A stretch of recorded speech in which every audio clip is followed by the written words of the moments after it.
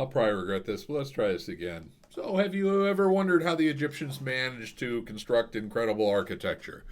Well, the answer lies in the rutabaga.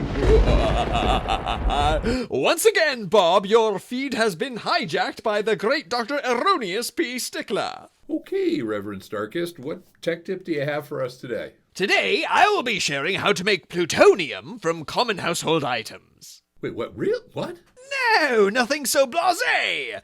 But I do have a friendly tip regarding email correspondence. Okay, that sounds about right. Greetings, plebeians! I bring you wisdom of the ages. Have you ever been composing an email and hit the send button too soon?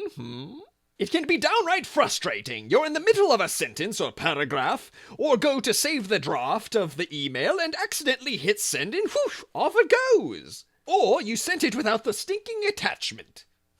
Probably before you've had your morning coffee. How many bloody times has that happened? Well, here's one thing I do to prevent it from happening. I put the recipient's name in last. I know, mind-boggling, right? So, simply type up the email, proofread it, add any attachments you wish, and then, and only then, add the recipient's email address.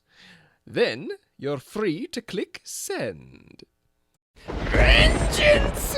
That is all from the laboratory of one Erroneous P. Stickler. Doctor. What? Oh, I just thought it was doctor. Doctor. No, just the one doctor. No, I can... All right, never mind.